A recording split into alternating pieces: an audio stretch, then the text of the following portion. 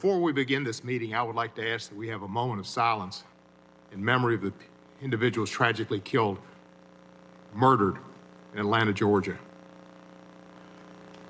An emotional hearing in the wake of this week's mass shooting at 3 massage parlors in the Atlanta area that killed 8 people, including 6 Asian women. The suspect charged in their murders, a 21-year-old white man. Our community is bleeding. We are in pain, and for the last year, we've been screaming out for help.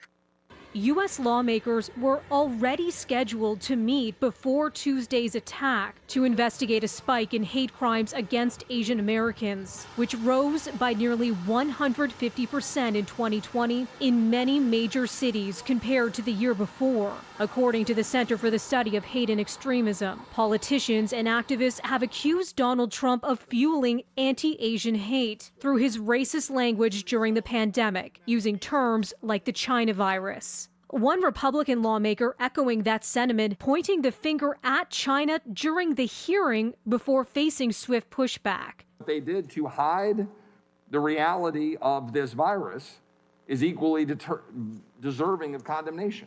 I want to go back to something that Mr. Roy said earlier.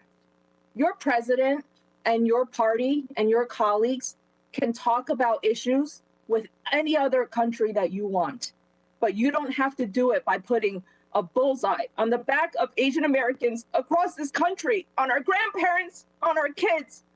This hearing was to address the hurt and pain of our community and to find solutions, and we will not let you take our voice away from us. Thursday's congressional hearing taking on new urgency following the fatal shootings. Police are still investigating motives, and they've not ruled out the possibility that the attacks were provoked, at least in part, by anti-Asian hate. On Wednesday, though, authorities said the suspect told police he targeted the spas because of his sex addiction. That claim, shared by officers, has been slammed by many, including Representative Ted Lieu, who tweeted in part, "If the murderer's temptations are Asian women and he kills them, that's racially motivated." And comments coming from one law enforcement officer also met with widespread criticism. He was pretty much fed up and kind of at the end of his rope, and yesterday was a really bad day for him, and this is what he did. Captain Jay Baker, the spokesman for the Cherokee County Sheriff's Office, accused of appearing to sympathize with the suspect.